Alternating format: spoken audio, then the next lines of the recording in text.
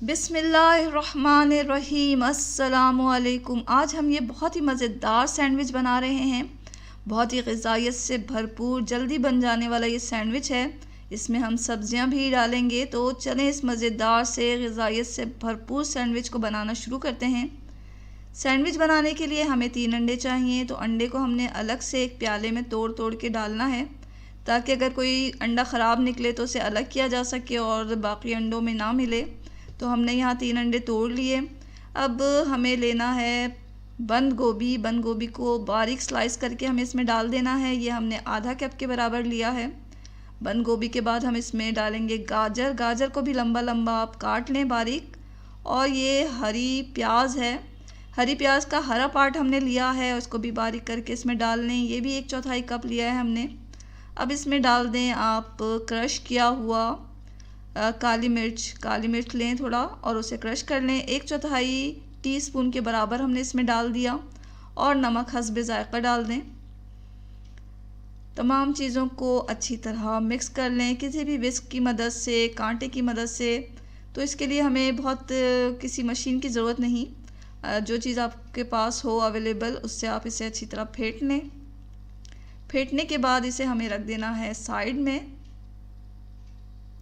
अब इसे तलने की तैयारी करना है। तलेंगे हम इसे ऑलिव ऑयल में। आप चाहें तो कोई सा भी कुकिंग ऑयल ले सकते हैं जिसमें आप खाना पकाते हैं। तलने के लिए हमने फ्राइंग पैन का इस्तेमाल किया है, और वो है ये हमने फ्राइंग पैन जो है वो नॉन स्टिक लिया है, ताकि तेल इसमें कम इस्तेमाल हो। तो 1 टेबल स्पून के बराबर ही हमने इसमें तेल डाला। तेल डालने के बाद जब तेल थोड़ा गर्म हो गया तो हम इसमें अपना बैटर डाल देंगे। ये अंडे का बैटर डालें। तमाम सब्जियों को अंडे पे अच्छी तरह फैला दें। तो इस तरह नहीं होना चाहिए कि कहीं ज़्यादा सब्ज़ी हो और कहीं कम। मीडियम से लो फ्लेम पर हम इसे तलने देंगे यहाँ तक कि ये इसका अच्छा सा कलर आ जाए गोल्डन नीचे से। और जब ये नीचे से पक जाएगा और थोड़ा ऊपर से भी पक जाएगा तो हम इसे पलट देंगे। ऑमलेट को पलटने का तरीक़ा ये है कि एक प्लेट लें और इस ऑमलेट को जो है प्लेट में इस तरह स्लाइड करके निकाल लें। ख़ाली फ्राइंग पैन को प्लेट के ऊपर उलट के रखें और प्लेट को फिर इस तरह पलट दें, तो आसानी के साथ ऑमलेट जो है वो पलट जाता है।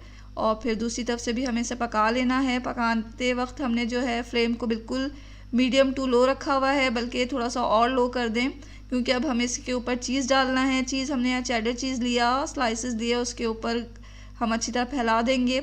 आप कोई सा भी चीज़ अपनी पसंद के मुताबिक लें, उसके ऊपर फैला दें। चीज़ को मेल्ट करने के लिए हम इसे थोड़ा सा ढक के भी पकाएंगे। तो हमने यहाँ कवर कर दिया इसे, ताकि चीज़ भी हमारी अच्छी तरह मेल्ट हो जाए। थोड़ी देर हम इसे लो फ्लेम पर पकाएंगे, ताकि हमारा जो ऑमलेट है वो नीचे से अच्छी तरह पक जाए, अच्छा सा कलर आ जाए इसका, और ऊपर से चीज़ जो है अच्छी तरह हमारी मेल्ट हो जाए। तो थोड़ी देर हमने इसे इसी तरह रखा। तो जब ये चीज़ मेल्ट हो गई, नीचे से भी अच्छी तरह अंडा पक चुका है, ऊपर से भी अच्छी तरह पक गया है, तमाम सब्जियां गल चुकी, तो हम इस ऑमलेट को 4 हिस्सों में डिवाइड कर देंगे। तो किसी भी स्पैचुला की मदद से, किसी भी चमचे की मदद से, नाइफ़ की मदद से आप इसे 4 हिस्सों में तकसीम कर दें।